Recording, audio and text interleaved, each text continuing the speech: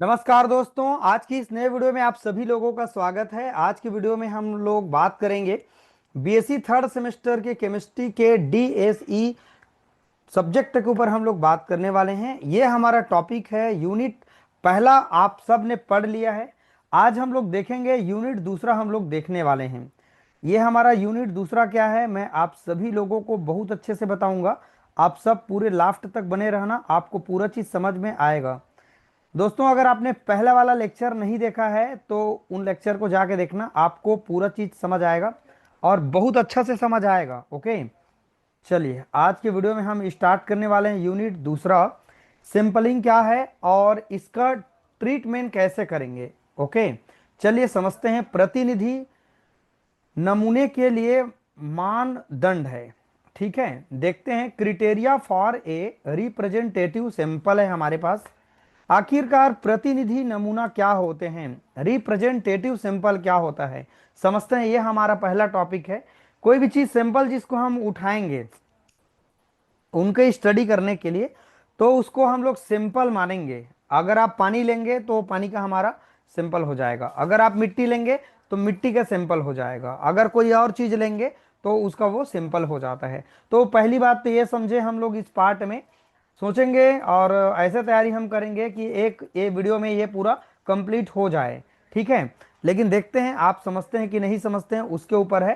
तो आप लोग बस बने रहिएगा, पूरा आपको समझ में आएगा। देखो, प्रतिनिधि नमूना वह नमूना होता है जो पूरी जनसंख्या के विशेषताओं को सही रूप से प्रतिबिंबित करता है। यदि नमूना प्रतिनिधिक नहीं होता है तो उनसे प्राप्त निष्कर्ष पूरे जनसंख्या पर लागू नहीं किया जा सकता है। एक अच्छे और प्रभावी प्रतिनिधि नमूने के लिए निम्नलिखित मानदंड होना चाहिए। पहला है हमारे पास पर्याप्त इनका साइज होना चाहिए, है ना। इनका जो आकार है पर्याप्त आकार होना चाहिए। नमूने का आकार इतना बड़ा होना चाहिए कि वह जनसंख्या की विविधता को समाहित कर सके, ऐसा होना चाहिए। अगला है हमारे पास बहुत छोटा नमूना त्रुटिपूर्ण निष्कर्ष दे सकता है, ऐसा होना चाहिए।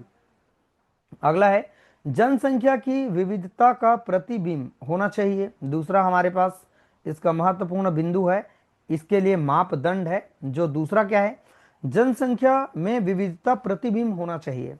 नमूना जनसंख्या की विभिन्न विशेषताओं जैसे कि उम्र, लिंग, जाति, वर्ग, शिक्षा स्तर आदि को समान रूप से दर्शाया चाहिए। यादृच्छिक चयन, रेंडम सिलेक्शन होना चाहिए। प्रतिनिधि नमूना के लिए यादृच्छिक या सैंपलिक विधि का उपयोग किया जाना चाहिए, जिससे पक्षपात से बचा जा सके। जैसे सरल या यादृच्छिक नमूना, सिंपल रेंडम सैंपल। ठीक है, स्तरीयकृत नमूना अर्थात स्ट्रेटिंग सैंपलिंग आदि, ये होना चाहिए। लेक आप 22, एक मिनट।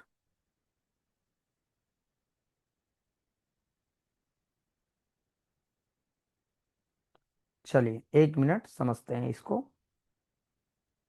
अगला देखते हैं हमारे पास निष्पक्षता होना चाहिए।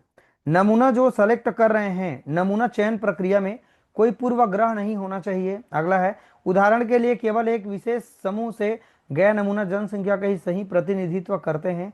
पहले परिभाषा आप सभी लोग थोड़ा याद कर लेंगे, बाकी धीरे धीरे से आप समझते जाएंगे और ये हेडिंग हेडिंग को आप सभी लोग याद करते जाएंगे। संगीत और विश्वसनीयता, ये क्या होते हैं, नमूना से बार बार एक जैसे परिणाम आने चाहिए ताकि उस पर विश्वास किया जा सके। अगला है हमारे पास यह सुनिश्चित करता है कि निष्कर्ष दोहराए जा सके। ये संगति है ना, संगीत नहीं है, संगति है। अगला है रिलेवेंस, प्रासंग प्रासंगिकता। इसका मतलब क्या होगा, प्रशंसा करते हैं ना कोई चीज का। देखते हैं क्या है, नमूना जनसंख्या के उस हिस्से से संबंधित होना चाहिए जो अध्ययन के उद्देश्य से जुड़ा हो। अगला है भौगोलिक और सांस्कृतिक कार्य का ध्यान होना चाहिए। यदि जनसंख्या में भौगोलिक और सांस्कृतिक विविधता है तो नमूनों में उसका समावेश होना चाहिए। यह है स्टूडेंट हमारे पास इसका मानदंड होता है।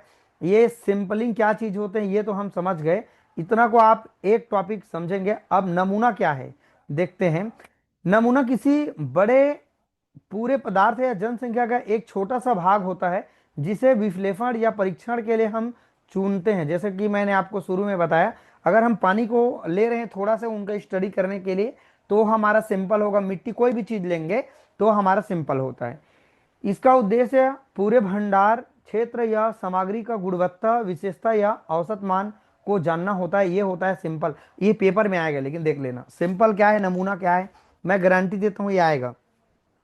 सैंपलिंग क्यों आवश्यक है समझते हैं। देखो, पूरे भंडार की जांच करने के लिए, है ना, व्यवहारिक नहीं होता है, समय और लागत की बचत होती है, विश्लेषण में सरलता होती है, गुणवत्ता नियंत्रण होता है, अर्थात इनके क्वालिटी कंट्रोल होता है, एनालिसिस आसानी से होता है, टाइम और इसमें जो कास्ट होता है उसकी बचत होती है। अब ये हमारे पास अगला टॉपिक है इसी का, बल्क सिंपल क्या होते हैं, परिभाषा दीजिए। बल्क सिंपल एक बड़ा या भारी नमूना होता है जो आमतौर पर 1 टन या उससे अधिक मात्रा लिया जाता है। उसका उपयोग विशेष रूप से खनिज संसाधनों की विस्तृत जांच के लिए किया जाता है। इसे हम बल्क का मतलब ही होता है भारी सैंपल, है ना। भारी सैंपल वह होता है जिसका हमको जांच करने के लिए 1 टन आमतौर पर अगर हम उसकी मात्रा लेते हैं तो वो हमारा क्या कहलाता है, बल्क सैंपल कहलाता है। बात समझ में आई। उद्देश्य क्या है, धातु की वसूली अर्थात मेटल रिकवरी जांच करना इसका उद्देश्य है। प्रोसेसिंग तकनीक का परीक्षण करना है, भंडार के व्यवहार को समझना होता है। उदाहरण है, अगर किसी सोने की खान से 5 टन चट्टान को निकालकर प्रोसेसिंग प्लांट में भेजा गया तो वह एक बल्क सैंपल कहलाएगा। नाम से ही पता चल रहा है बल्क मतलब भारी चीज। ठीक, चलो अगला टॉपिक देखते हैं। ग्रॉस सैंपल क्या होता है। ग्रॉस सैंपल वह सैंपल होता है जो किसी विशेष स्थान या क्षेत्र से एकत्र किया गया पूर्ण नमूना होता है जिसे सभी परतों, किस्म और विशेषताओं का समावेश होता है। इसे हम लोग ग्रॉस सैंपल कहते हैं। विशेषता है, यह सामान्यतः अनकट या अपरिकृष्ट होता है। इसे आगे विभाजित करने के विश्लेषणात्मक अर्थात एनालिसिस सैंपल बनाया जा सकता है, उनको तोड़ सकते हैं। राइट ना, यहाँ एक बार और समझना। ग्रॉस सैंपल वह नमूना होता है जो किसी विशेष स्थान या क्षेत्र से एकत्र किया जाता है, अपूर्ण नमूना होता है, उसे हम लोग ग्रॉस सैंपल कहते हैं। अगला है इन इंक्रीमेंटल सैंपल क्या होते हैं। इंक्रीमेंटल सिंबल क्या चीज होते हैं समझते। इंक्रीमेंट करना, इंक्रीमेंट करना मतलब क्या होता है, बढ़ावा देना, बढ़ाते हैं। देखते हैं इसका मीनिंग क्या है। इंक्रीमेंटल सिंपल ऐसे छोटे छोटे नमूने का समूह होता है जो किसी क्षेत्र या बैच से अलग अलग स्थानों से समान अंतराल या मात्रा में लिए जाते हैं और उन्हें फिर मिलाकर एक कंपोजिट सिंबल बनाया जाता है, तो उसे हम लोग इंक्रीमेंटल सिंपल कहते हैं। थोड़ा ध्यान से पढ़ना, 2-3 लाइन है, समझ के आप पढ़ेंगे तो समझ में आपको आ जाएगा। मोटी सटीक प्रतिनिधित्व करते हैं, रिप्रेजेंटेटिव करते हैं और 22 को कम करते हैं और हेट्रोजीनियस मटेरियल का औसत निकालना। हेट्रोजीनियस क्या है, हेट्रोजीनियस और होमोजीनियस दो चीज होते हैं। हेट्रोजीनियस मीन्स मतलब उसमें दो से ज्यादा अलग अलग चीजें मिला है तो उसको हेट्रोजीनियस मटेरियल कहते हैं। ठीक है, उदाहरण है, अगर किसी मिट्टी के ढेर से हर 10 मीटर की दूरी पर एक छोटा सा नमूना लिया गया और उन सब को मिलाकर एक नमूना बनाया गया तो वह इंक्रीमेंटल सिंपल कहलाता है।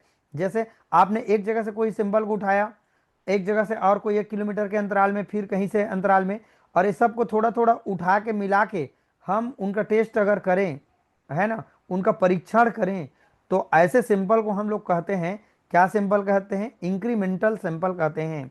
एनालिसिस सिंपल क्या होते हैं। एनालिसिस सिंपल वह होता है जो प्रयोगशाला में परीक्षण के लिए तैयार किया जाता है या किया गया हो। इसे आमतौर ग्रॉस सिंपल या इंक्रीमेंटल सिंपल से तैयार किया जाता है।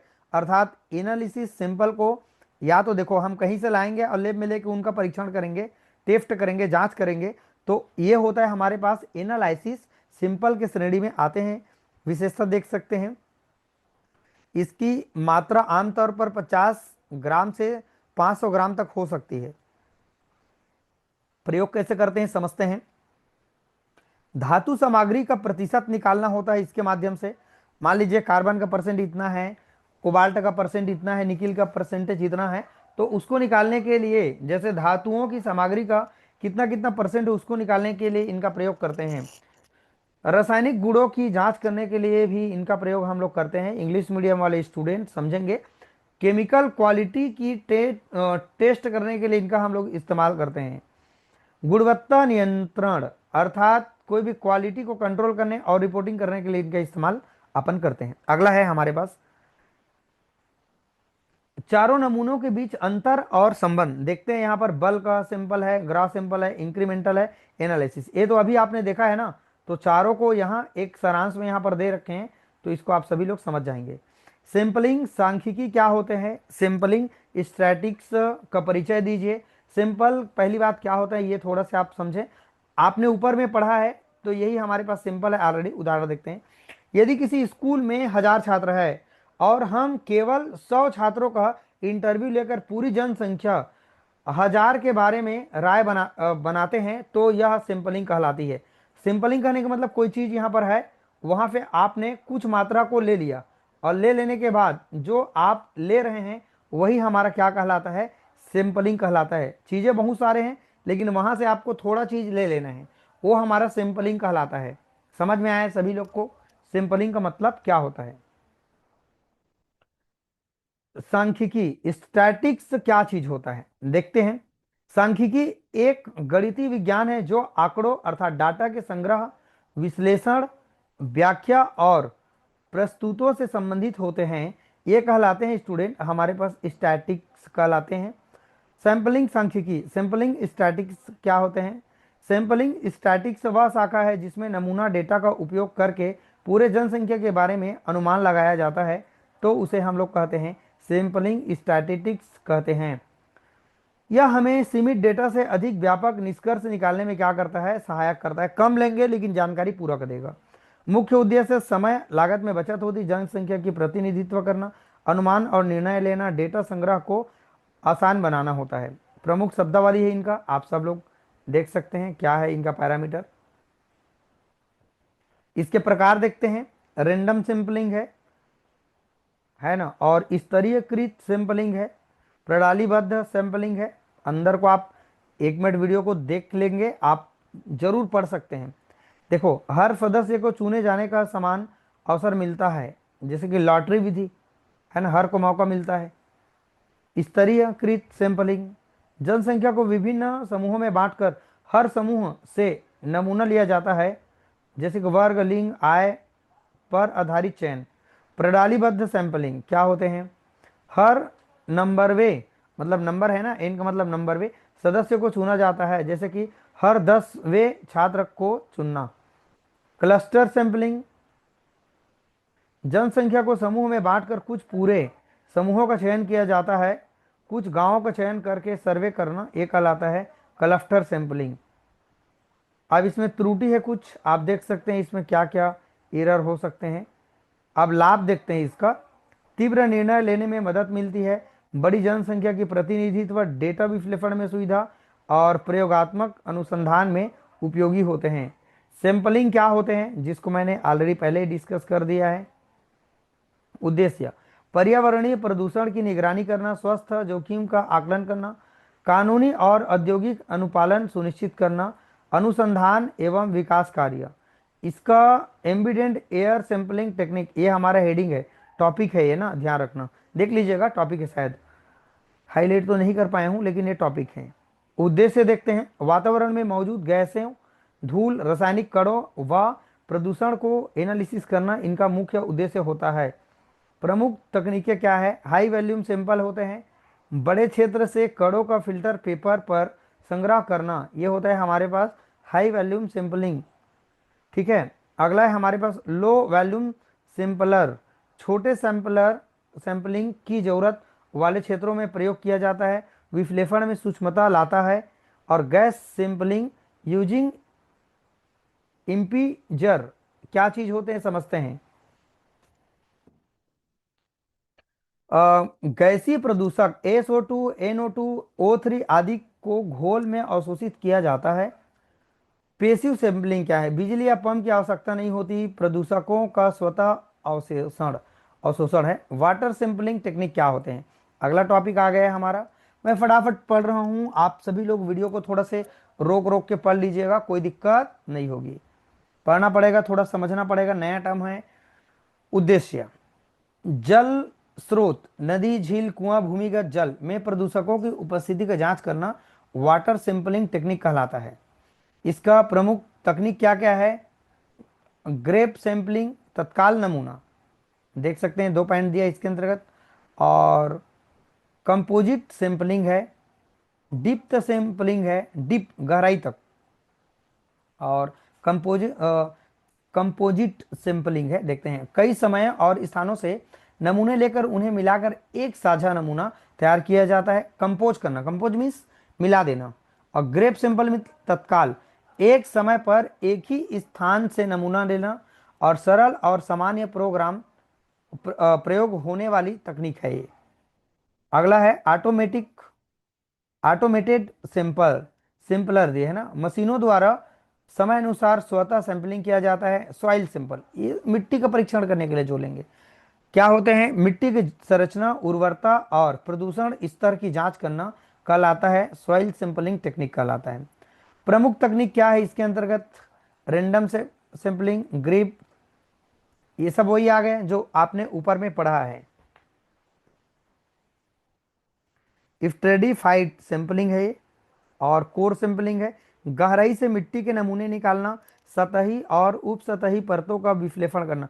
सब पॉइंट टू पॉइंट पढ़ते जाएंगे, अच्छा रहेगा। सैंपल संग्रहण और संरक्षण, संग्रहण के नियम। सैंपलिंग संग्रहण के लिए साफ और निष्फल कंटेनर का प्रयोग करना चाहिए। सैंपल को लेबल करना चाहिए। संरक्षण के तकनीकें क्या है? एयर सैंपल है, वाटर सैंपल है, सॉइल सैंपल है। इसके अलग अलग संरक्षण है जिसके माध्यम से हम उनको संरक्षित कर सकते हैं। डेटा विश्लेषण और रिपोर्टिंग अगला पॉइंट है। विश्लेषण के तरीके स्पेक्ट्रोफोटोमेट्रिक के माध्यम से, है ना, क्रोमेटोग्राफी के द्वारा, और ग्रेविमेट्रिक एनालिसिस के द्वारा, और एटॉमिक एब्जॉर्प्शन स्पेक्ट्रोस्कोपी। ये कुछ हमारे पास मशीन है, इंस्ट्रूमेंट है जिसके माध्यम से हम इन सभी का क्या कर सकते हैं? संरक्षण, उनकी जांच अच्छे से रिपोर्ट करने के लिए, डेटा एनालिसिस करने के लिए इस्तेमाल अपन कर सकते हैं। सिंपल साइज रिडक्शन का परिचय देते हैं। सिंपल साइज रिडक्शन का मतलब है किसी बड़े सैंपल को इस प्रकार छोटे हिस्से में विभाजित करना कि वह सैंपल पूरी सामग्री का उचित प्रतिनिधित्व करे और विश्लेषण योग्य बना रहे। मान लीजिए कोई भी चीज़ इतना सारा है, मान लीजिए मैं यहाँ आपको थोड़ा से एग्जाम्पल देके समझाता हूँ, ठीक है। कोई भी चीज़ इस पर इतने सारे हैं, मान लीजिए। अब यहाँ से कोई एक सिंपल को मैं उठा के ले लूँगा। अब ये जो मैंने सिंपल उठा के लिया है, तो इस सिंपल का मैं जांच कर रहा हूँ, मान लीजिए टेस्ट कर रहा हूँ। तो ये जो सिंपल मैंने एक लिया है यहाँ का, तो ये सभी सिंपलों के, इस सिंपल में और भी जो बाकी और है उसके सभी की जानकारी केवल एक ही यहाँ पर जो भी मैं लूँगा भाग, वही बताता है। उसी को हम लोग कहते हैं सिंपल साइज रिडक्शन कहते हैं। समझ में आया? इसको रिपीट करके पढ़ना, समझ में आ जाएगा।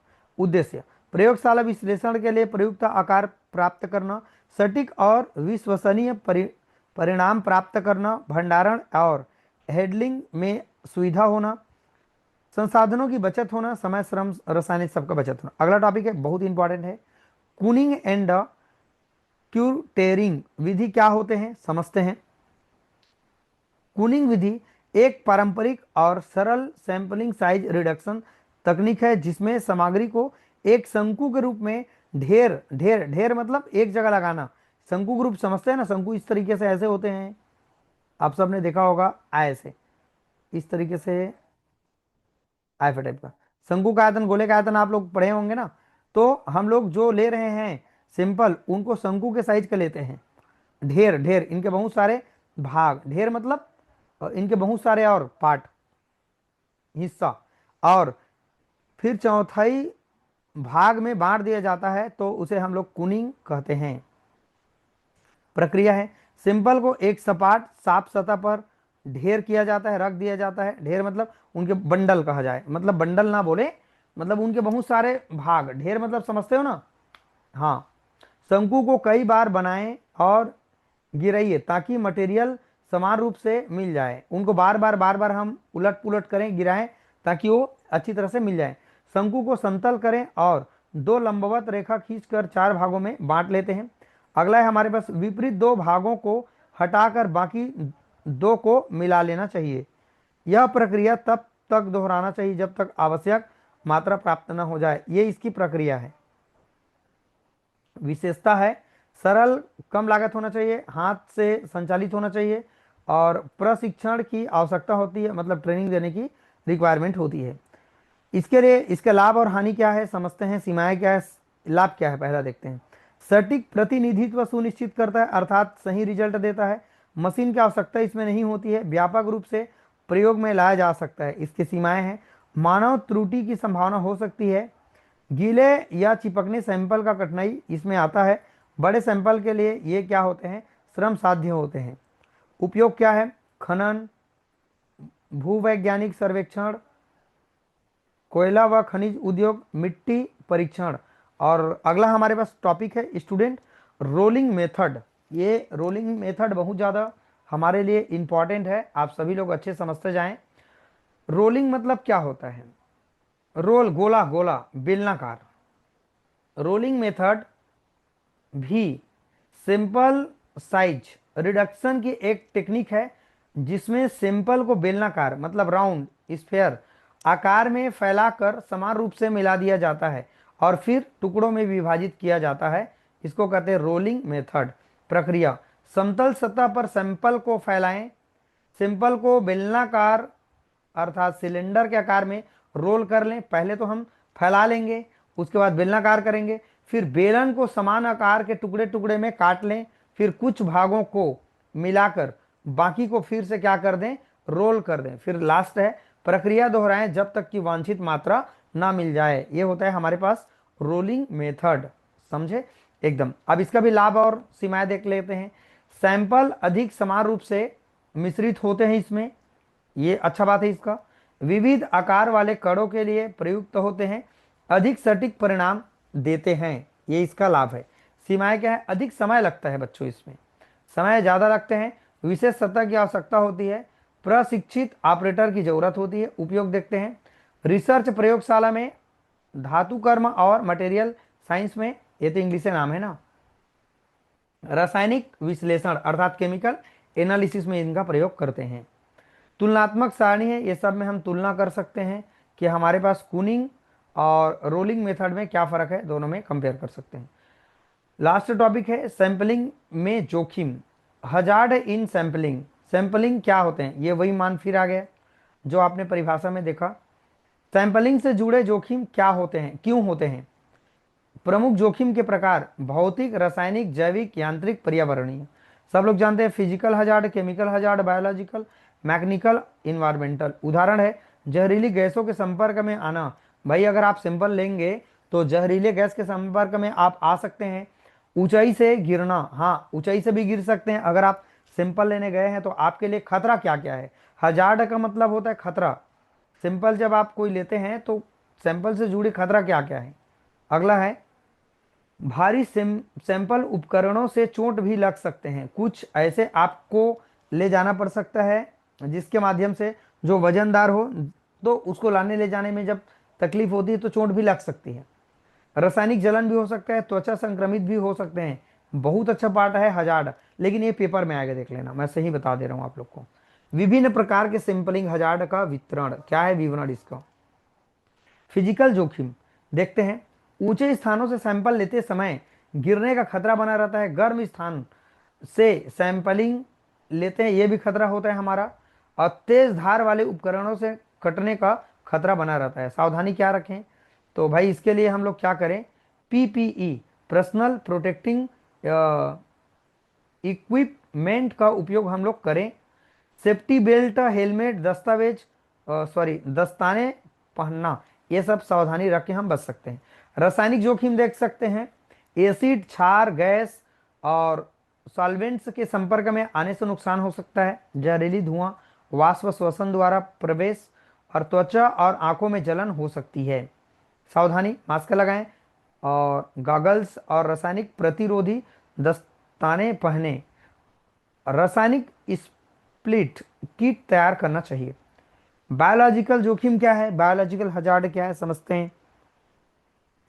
दूषित जल, मिट्टी या वायु से रोगजनक जीवों का संक्रमण हो सकता है, विशेषकर सीवेज या बायो वेस्ट सैंपलिंग में हो सकता है। सावधानी, आप हाथ धो वगैरह करके सैनिटाइजर वगैरह प्रयोग करें, टीकाकरण, स्वच्छ जांच ये सब कराएं। यांत्रिक जोखिम क्या हो सकते हैं, चलते हुए उपयोग उपकरणों या मशीनों से चोट लग सकती है। सैंपलिंग के लिए प्रयोग होने वाली ड्रिल, क्रशर, मिक्सचर से खतरा हो सकता है। अगला है हमारे पास टॉपिक एलिमेंटल एनालिसिस के लिए सैंपल घुलना विधि क्या होता है। सैंपल घुलन क्या होता है, सैंपल घुलन वह प्रक्रिया है जिसमें ठोस या अघुलनशील नमूने को रासायनिक अभिकर्मक की सहायता से घोल में परिवर्तित किया जाता है, तो उसे हम लोग कहते हैं सैंपल घोलन। कोई आपने ठोस लिया है, अगर आप उसको घोल देते हैं तो ये हमारा कहलाता है सैंपल घोलन। उद्देश्य क्या है, तत्वों की घोल में लाना। विश्लेषण उपकरणों जैसे कि डबल एस ये सब इंस्ट्रूमेंट है के लिए नमूना तैयार करना। औषधियों की पहचान और मात्रात्मक विश्लेषण में इसका उद्देश्य होता है।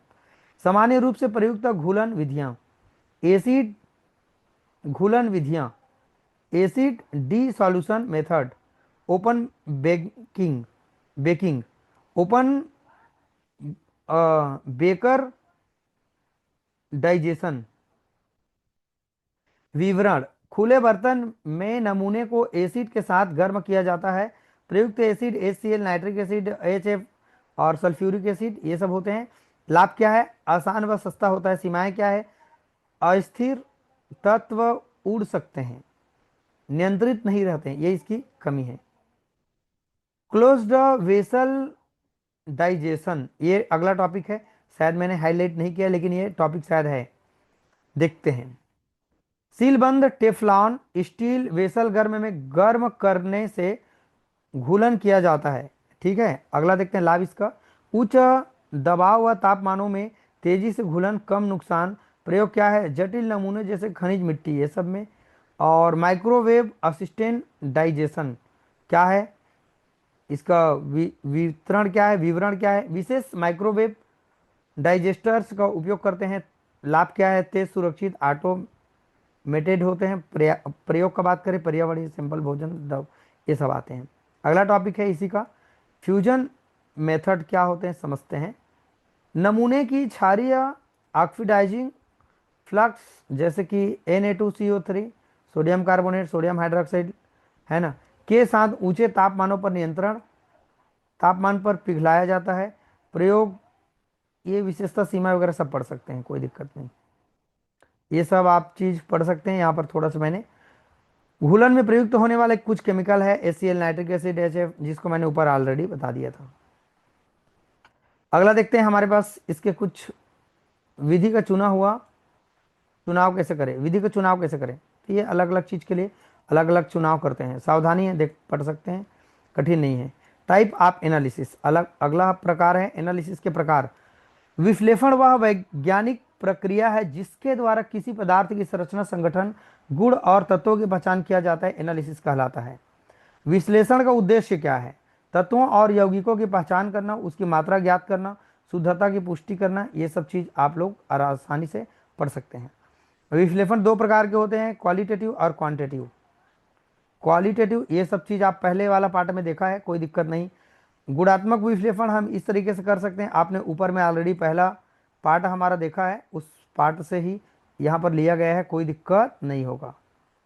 ये आप थोड़ा सा वीडियो को रोक करके पढ़ सकते हैं, कोई प्रॉब्लम नहीं होगी। इंस्ट्रूमेंटल विश्लेषण के प्रकार, ये सब आपने पहले वाले पार्ट में देखा है, हाँ, लेकिन बोलने का सेंस वही है, लेकिन वही सब चीज़ यहाँ पर आ गया है, मेरा कहने हैं। तो यहाँ पर इंस्ट्रूमेंटल एनालिसिस करने के लिए कोई भी सैंपल को एनालिसिस कर लिया, अब उसके लिए हम कोई भी सैंपल तो ले लिए, अब उसको एनालिसिस करने के लिए कौन कौन इंस्ट्रूमेंट लेंगे। तो ये हमारे पास UV है, IR है, NMR है, AAS है, ये सब तो है। क्रोमेटोग्राफी के प्रकार, ये 4 प्रकार के होते हैं, जिसको मैंने आपको पहले ही बता दिया था। पेपर थिन लेयर क्रोमेटोग्राफी और gas chromatography, high frequency liquid chromatography already discuss किया जा चुका है। इलेक्ट्रोकेमिकल एनालिसिस ये सब आते हैं, ऑलरेडी डिस्कस किया जा चुका है। तो आप सभी लोगों को टेंशन फिर नहीं होगा। तो ये सब चीज़ वहीं का आ गया है। जैविक एनालिसिस, बायोलॉजिकल एनालिसिस, खाद्य पदार्थ, रक्त, पेशाब, एंजाइम, डीएनए, प्रोटीन, ग्लूकोज आदि का विश्लेषण है। और एलाइजा, स्पेक्ट्रोमेट्री, क्रोमेटोग्राफी, इलेक्ट्रोफोरेसिस, ये सब है। पर्यावरणीय विश्लेषण, ये सब चीज आप आसानी से कर सकते हैं। लास्ट हमारे पास टॉपिक है सिंपल के मेजर, मीनर, ट्रेस, कंस्टिट्यूएंट। सिंपल क्या है, फिर वही आ गया इसका परिभाषा।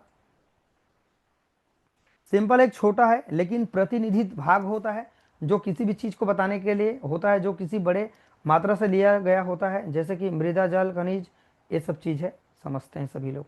इसके घटक क्या है, दो प्रकार के होते हैं, मेजर और मीनर। मेजर मतलब अधिक, ज्यादा मात्रा, और मीनर मतलब कम मात्रा होता है। और एक और है ट्रेस, अत्यंत अल्प मात्रा में होता है। ये अत्यंत सूक्ष्म मात्रा है, ये कम मात्रा है, और ये अधिक मात्रा है। प्रमुख मात्रा में, मध्य मात्रा में, और ये अल्प मात्रा में। तीनों को थोड़ा थोड़ा समझते हैं। वे घटक जो सैंपल में 1% से अधिक मात्रा में पाया जाता है उन्हें मेजर कंस्टिट्यूएंट कहा जाता है। सही बात है, मेजर मीन्स 1% से अधिक कह रहा है। ये देख सकते हैं आप, यहाँ पर अलग अलग परसेंटेज दिया हुआ है, बताने की जरूरत नहीं। महत्व देख सकते हैं, इसका महत्व क्या है। परिभाषा देखते हैं दूसरा मीनर का। वे घटक जो 0.01% से 1% के बीच में उपस्थित हो, मीनर अर्थात कम मात्रा में। उदाहरण देख सकते हैं, यहाँ पर सैंपल का घटक है हमारे पास स्टील, एमएन, क्रोमियम, निकिल, जल में ये सब मिला रहता है। ये सब क्वांटिटी को बता रहे हैं कितना कितना परसेंट होता है। महत्व क्या है, सैंपल के गुणों में बदलाव ला सकते हैं। कुछ मिनर तत्व तकनीक या पोषण दृष्टि से महत्वपूर्ण होते हैं, कई बार लाभकारी तो कई बार हानिकारक हो सकता है। ट्रेस क्या होते हैं इसको भी समझते हैं। वे तत्व ये यौगिक जो 0.0% से 0.01% से कम होता है में उपस्थित हो, तो उसे ट्रेस का मतलब एकदम कम, और मेजर का मतलब, मीनर का मतलब 0.1 से 1% तक, और मेजर का मतलब 1% से ऊपर। वही सब फिर यहाँ परसेंट बता रहा है, इसका महत्व भी है। और यह है हमारा इन्वायरमेंटल इंडिकेटर। हम्म, ठीक है, ये भी तकनीक है। ठीक है, इतना आप कर लेंगे। चलो आप सभी लोग स्क्रीनशॉट ले लेंगे, मैंने थोड़ा समझाने की कोशिश किया। इतना भी आप सब लोग को थोड़ा सा बता दिया तो आप आसानी से पढ़ सकते हैं, लेकिन बहुत सारा चीज रिपीट हुआ है ना, वही वही चीज बार बार। ठीक है,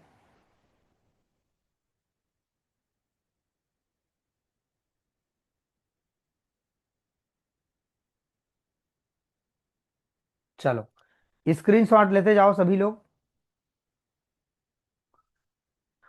अगला पेज लेते जाना, थोड़ा सा दिखा दे रहा हूँ। मान लो मैं अगर पीडीएफ नहीं भेज पाऊंगा तो आपका काम रुके मत, मेरा कहना यही है। ठीक है, चलो लेते जा रहे हो ना सभी लोग, ले लो भाई ले लो, बाद में पछताओगे, कुछ नहीं मिलेगा। आपको बहुत ज़्यादा मेहनत करना पड़ेगा। अगर आप इसका इंटरनेट में खोजोगे तो आपको समझ ही नहीं आएगा। और ये बना बुनाया भोजन मैं आप सभी लोग को दे रहा हूँ, तो आप सभी लोग बस सिर्फ खाने का काम करो। ठीक है, ये देखिए, ये देखिए, लेते जाएं सभी लोग फटाफट। ये हर पेज को मैं दिखाते जा रहा हूँ, 1 मिनट तो लगेगा।